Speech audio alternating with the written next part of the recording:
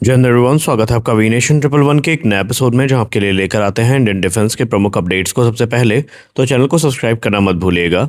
क्या भारत ने आखिरकार रूस के सबसे आधुनिक स्टेल्थ फाइटर यानी SU-57 फैलन को खरीदने से इनकार कर दिया है? क्या अब भारतीय वायुसेना को कभी SU-57 नहीं मिलेगा? और अगर ऐसा है तो भारत आखिरकार किस पर भरोसा करेगा, एडवांस मीडियम कॉम्बैट एयरक्राफ्ट या फिर SU-30 MKI पर? नमस्कार दोस्तों, आप देख रहे हैं वी नेशन ट्रिपल वन और आज की इस वीडियो में हम बात करेंगे रक्षा सचिव राजेश कुमार सिंह सर के हालिया बयान के बारे में, जिसने भारत के 5th generation stealth fighter programme को लेकर एक नई बहस छेड़ दी है।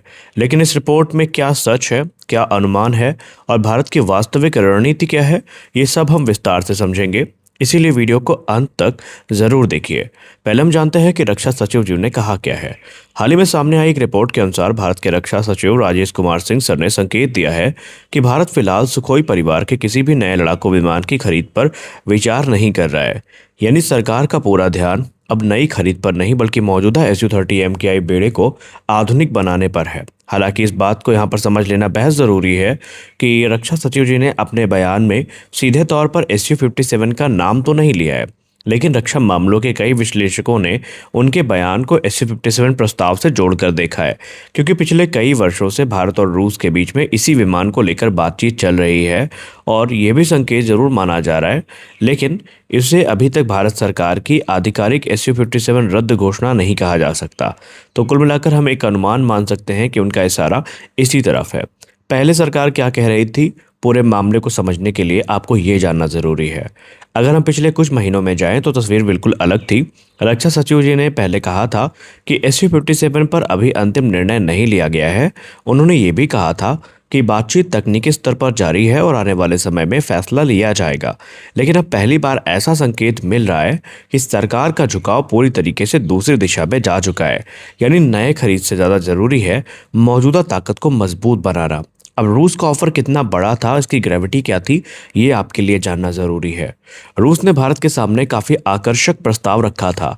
इस प्रस्ताव के तहत शुरुआत में 36 से 40 जो SU-57 विमान हैं, ये सीधे रूस से मिलने वाले थे और बाद में हिंदुस्तान एरोनॉटिक्स लिमिटेड की नासिक फैसिलिटी में SU-57 का निर्माण किया जाता। अब इसके साथ ट्रांसफर ऑफ टेक्नोलॉजी का ऑफर भी इंक्लूडेड था और सोर्स कोड भी भारत को ऑफर किए जाने की बात की गई थी। इतना ही नहीं, रूस ने AL-41 इंजन का भी ऑफर किया था, जिसे भविष्य में SU-30 MKI के अपग्रेड के लिए इस्तेमाल किया जा सकता था। अब यहाँ पर AL-41 के साथ साथ भविष्य में AL-51 की संभावनाओं से भी उन्होंने इनकार नहीं किया। बेसिकली हमें 3 ऑप्शन मिले थे, एक मौजूदा AL-41 का, दूसरा ऑस्ट्रेलिया 177S यानी जिसको हम प्रोडक्ट 177S के नाम से जानते हैं, और तीसरा ऑप्शन था AL-51 जो अंडर डेवलपमेंट है।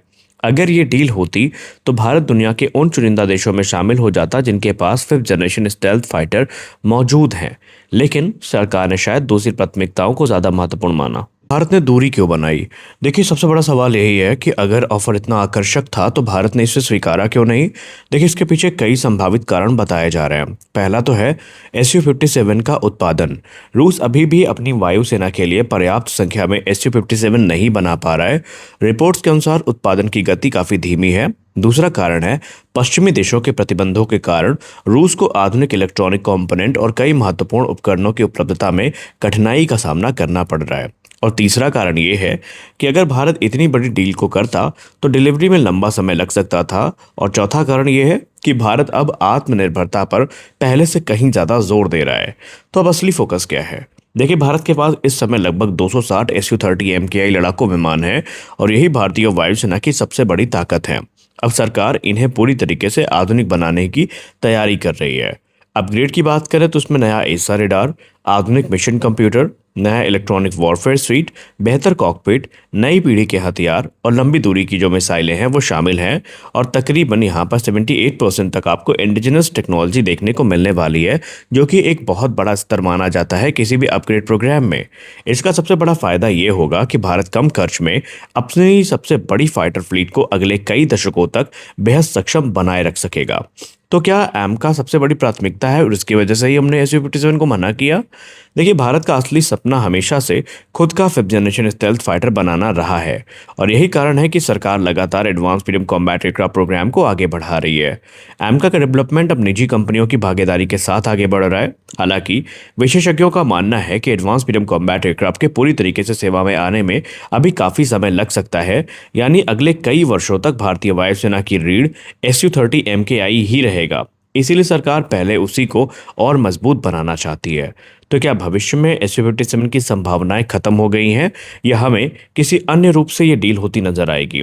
देखिए, इस सवाल का जवाब फिलहाल स्पष्ट शब्दों में तो नहीं है, क्योंकि इस समय हम ये कह सकते हैं कि जब तक आधिकारिक बयान नहीं आ जाता हम किसी भी निष्कर्ष पे ना पहुंचे जो जहाँ ज़्यादा सही है। क्योंकि अभी तक भारत सरकार ने आधिकारिक रूप से ये नहीं माना है कि SU-57 डील उन्होंने कैंसिल करी है।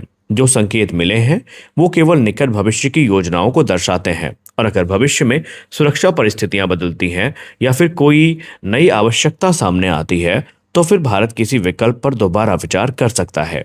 रही बात SU-57 फैलन की, तो जिस प्रकार के डेवलपमेंट हमें देखने को मिले थे इस डील में, जिस प्रकार का हमको यहाँ पर अभी कह सकते हैं इंस्पेक्शन देखने को मिला था दोनों टीमों की तरफ से, उसको देख करके तो एक समय हमारे पूर्व वायुसेना के अधिकारी ही काफ़ी कॉन्फिडेंट थे कि ये डील हो सकती है। तो ऐसे में डिफेंस सेक्रेटरी का ये बयान थोड़ा शॉकिंग तो है, क्योंकि अगर हम हाल ही के कुछ प्रमुख कार्यक्रमों को देखें तो रशिया का एक डेलीगेशन बाकायदा नासिक फैसिलिटी का इंस्पेक्शन करके गया है, डिटेल्ड रिपोर्ट सबमिट करके गया है और जहां पर उन्होंने अपनी रिपोर्ट में कहा था कि तकरीबन 40 से 45% या 50% तक ज़रूरी इक्विपमेंट्स जो SU-57 को बनाने के लिए चाहिए ये भारत में ऑलरेडी उपलब्ध है।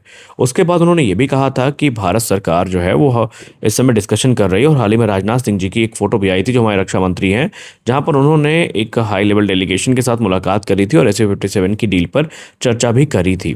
तो अभी तक जो तस्वीरें निकल के आई हैं वो बहुत सारी कहानियों को बयां करती हैं।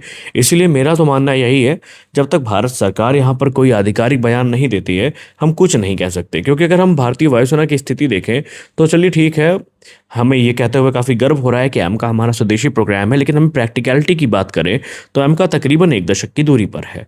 तो ऐसे में भारत सरकार क्या सोच कर क्या कर रही है ये देखना बहुत ज़्यादा इंटरेस्टिंग होने वाला है।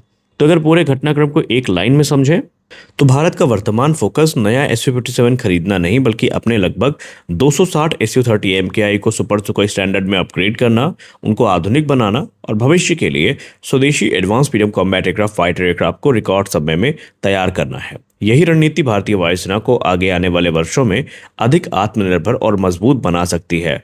लेकिन यह भी ध्यान रखना जरूरी है कि रक्षा सचिव ने सीधे SU-57 का नाम नहीं लिया है, इसीलिए SU-57 डील आधिकारिक रूप से रद्द हो गई है ये कहना अभी सही बिल्कुल भी नहीं होगा। आपकी क्या राय है? क्या भारत को SU-57 खरीद लेना चाहिए या फिर SU-30 MKI अपग्रेड और एडवांस मीडियम कॉम्बैट एयरक्राफ्ट पर फोकस करना समझदारी है? अपनी राय नीचे कमेंट सेक्शन में ज़रूर दें। तो आज के इस वीडियो में बस इतना ही। अगर आप इस वीडियो को यूट्यूब पर देख रहे हैं तो चैनल को सब्सक्राइब जरूर करें, फेसबुक पर देख रहे हैं तो पेज को फॉलो करना बिल्कुल भी ना भूलें। मिलते हैं अगले वीडियो में, तब तक के लिए जय हिंद।